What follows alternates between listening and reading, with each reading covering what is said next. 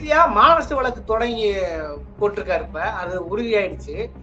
அப்படி என்றால் இதன் தொடர்ச்சியாக சீமானை கைது செய்வதற்கான வாய்ப்பு சூழல் இருக்கா? அப்ப அதே மாதிரிதான் இங்கேயும் அப்ப சட்டம் ஒழுங்கு சீர்குலையை சீமானை கைது செய்தால் அப்படின்னா சீமான் என்னவாக அந்த கட்சி உருவாக்கி வச்சிருக்காரு? ஒரு வன்முறை கும்பலா, ரவுடி கும்பலா? நீ ரவுடி அணி பொறுக்கியா? இல்ல கேக்குறேன், ரவுடி பொறுக்கியா நீ? இல்ல காசு கொலை பண்ற கூலிப்படை அணி? இப்படியாப்பட்ட வேலையை செல்வகாந்தன் அப்படிங்கிறவனா அவருடைய மனைவி 2 பேருமே சேர்ந்து இந்த வேலையை பார்த்திருக்காங்க. 2 பேருமே நாம் தமிழர் கட்சி தான் இருக்காங்க. அப்ப கனடால இருந்து பண்ணிட்டு இருக்காங்க. பேசியிருக்காங்க, ஆபாசமா பேசியிருக்காங்க. போகும்பொழுது மக்களுக்கு வந்து என்ன ஆபாசமா பேசியிருக்காங்க புரியல அவங்களுக்கு.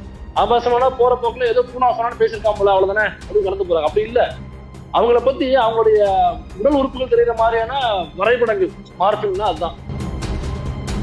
ஃபேக் ஐடில இருந்து யாரோ போட்ட ட்வீட்ஸ் அப்படின்னாக்கா அந்த கண்ணனையும் திருப்பதியும் கைது பண்ணிருக்காங்களே. இவங்க 2 பேரும் அவருடைய கட்சியில பொறுப்புல இருக்காங்க. ஒருத்தன் ஒன்றிய செயலாளர், இன்னொருத்தவங்க ஏதோ ஒரு பொறுப்புல